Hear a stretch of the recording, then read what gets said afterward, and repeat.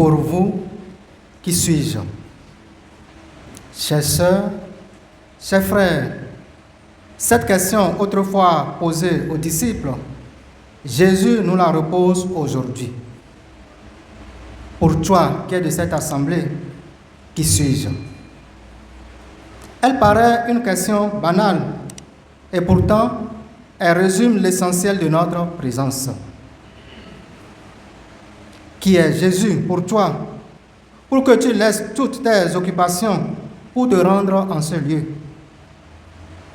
Même si tu es là pour accomplir une formalité dominicale ou pour rencontrer un ami à la sortie de l'Eucharistie, tu t'es quand même déplacé. Tu aurais pu attendre la fin de cette célébration ou donner rendez-vous à cet ami ailleurs, après la messe. Mais tu es là. D'autres sont aussi peut-être là parce qu'ils s'ennuient à la maison et veulent occuper le temps. Ils auraient pu l'occuper autrement. Mais ils sont aussi là. Chères sœurs, chers frères, au cœur de toutes les motivations de notre présence, il y a une réponse à une convocation. Dieu nous convoque et nous répondons, parce qu'il est pour nous une grande personne. Nous répondons à cette convocation parce qu'il est pour nous d'une utilité. Même s'il nous permet de vaincre l'ennui, il occupe une place importante dans notre vie. On pourrait dire que Jésus est pour nous une very important person, ce que nous appelons communément une personne VIP. Sinon, pourquoi sommes-nous si endimanchés? Bien-aimés de Dieu, à la question de Jésus, chacun a une réponse à donner. Une réponse qui vient du cœur, fruit de son rapport à lui, expression de la foi. Jésus n'est pas que Christ, il est notre Sauveur, le révélateur du vrai visage du Père. Il est l'annonciateur et le crucifié. Mais il est surtout le ressuscité, le vivant à jamais. Il est celui qui nous apprend à joindre l'acte à la parole. Jésus est le serviteur souffrant dont il est question dans la première lecture. Dans le langage biblique, le serviteur est l'homme de Dieu, l'homme de la foi. Peu importe son état de vie, il peut être médecin, charpentier, enseignant, prêtre, prophète, roi, patriarche. Il peut être élancé comme moi ou comme d'autres. Il peut être enfant ou adulte. Il n'a pas d'âge pour croire, pour découvrir qui est vraiment Jésus pour moi. La foi est le fruit d'une expérience personnelle et continuelle de Dieu dans notre vie. Elle ne protège pas de la vie et ne met pas à l'abri des problèmes et des soucis de la vie. Elle aide à comprendre la vie, à l'accepter, à essayer d'aller de l'avant. La foi nous met en marche tout en provoquant la rencontre. Elle donne sens à notre vie. Elle peut déplacer une montagne, mais elle ne la supprime pas. Elle est une aide à notre vie. Saint Jacques la met en lien avec la vertu de la charité. La foi nous aide à mieux nous unir à Dieu à travers notre relation aux frères et à la sœur. Elle nourrit ainsi notre espérance. Croire alors à l'existence de Dieu ou au miracle, croire à un jugement ou à une vie après la mort ne donne pas le salut. La foi qui donne accès à la vie éternelle est celle qui a Jésus-Christ pour objet et qui exerce une confiance personnelle en lui. Bien-aimés de Dieu, l'identité de Jésus ne se révèle que dans la croix, c'est-à-dire dans sa vie offerte par amour pour l'humanité. Jésus commença à leur enseigner qu'il fallait que le Fils de l'homme souffre beaucoup, qu'il soit rejeté par les anciens, les grands prêtres et les scribes, qu'il soit tué et que 3 jours après, il ressuscite. Dieu a tellement mis sa foi en l'homme, son frère, qu'il a subi pour le faire revivre sa propre mort. Il a vaincu pour nous en la vivant tout comme nous. Chers frères et sœurs en Christ, la foi chrétienne est donc essentiellement une foi au crucifié du Golgotha, mort pour notre salut et ressuscité pour notre gloire. Écarté, en effet, la perspective de la croix sera faire le jeu de Satan. Passe derrière moi, Satan. Tes pensées ne sont pas celles de Dieu, mais celles des hommes, déclare Jésus à Pierre. La foi engage jusqu'à la mort parce qu'elle croit que le Christ en est vainqueur. La foi n'est donc pas simplement une persuasion passive et mentale des vérités concernant Dieu. Elle est une réponse personnelle et appropriée envers ces vérités.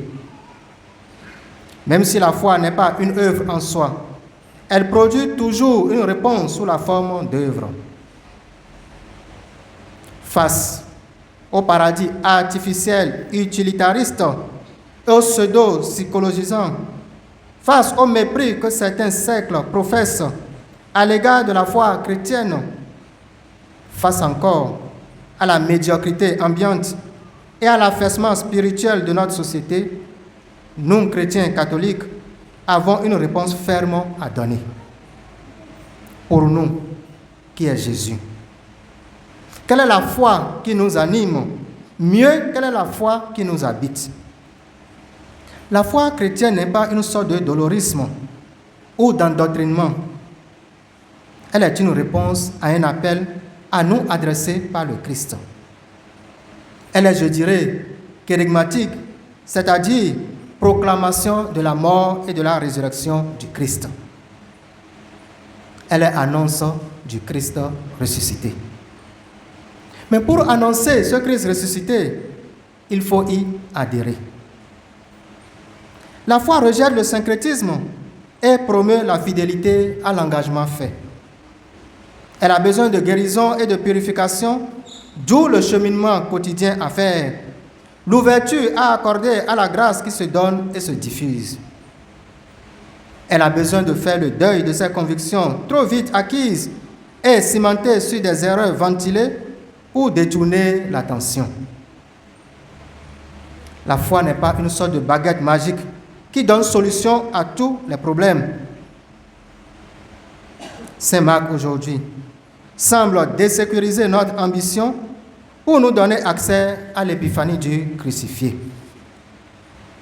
Saint Marc met en crise le croire de notre temps et nous invite à renaître à la vie de notre quête de la suite du Christ. Bien-aimé de Dieu, où en suis-je avec le Christ dans ma relation? Pour moi, qui est le Christ? La foi n'est pas un cri inarticulé, une vibration émotive, une incantation au refrain stéréotypé. Elle est une compréhension de l'existence devant Dieu et dans le monde, sans cesse mesurée à une parole qui la fonde. Nous sommes convoqués aujourd'hui à revoir notre relation avec le Christ. Quelle est la foi qui m'anime? Quelle est la foi qui m'habite? Pour moi, qui est Jésus? Il ne s'agit pas simplement de s'adonner à tout ce qui a comme exercice de piété, de participer à toutes les célébrations eucharistiques organisées par-ci et par-là. Je dirais de payer régulièrement sa dîme, son denier de culte, pour dire qu'on a la foi. Saint Jacques nous demande de poser des actes concrets, de rendre actif cette foi qui nous anime. Saint Jacques nous demande d'avoir une foi agissante. Le temps de la foi est donc le temps des semailles. Croire en ce qu'on ne voit pas pour récolter ce en quoi on a cru. Qu'avons-nous semé pour espérer récolter? Celui qui veut vivre doit accepter de mourir. Car notre vie est marquée par des morts successives, d'étapes successives, de passages sans cesse renouvelés. La foi nous dit que ces morts sont nécessaires pour que la vie se poursuive. Croire c'est accepter de mourir à soi. Nous avons toujours une mort à faire pour extérioriser la foi qui nous habite. La foi s'entretient. Elle n'est pas un diplôme. La vie est un fleuve sur lequel la foi nous aide à naviguer. Il faut trouver l'équilibre nécessaire pour ne pas chavirer. Vouloir alors figer le temps et la vie comme Pierre, c'est refuser la vie, c'est refuser Dieu. Passe derrière moi, Satan. Tes paroles ne sont pas celles de Dieu. Bien-aimés du Seigneur, laissons-nous au cours de cette célébration eucharistique émondés par le Christ qui vient à notre rencontre.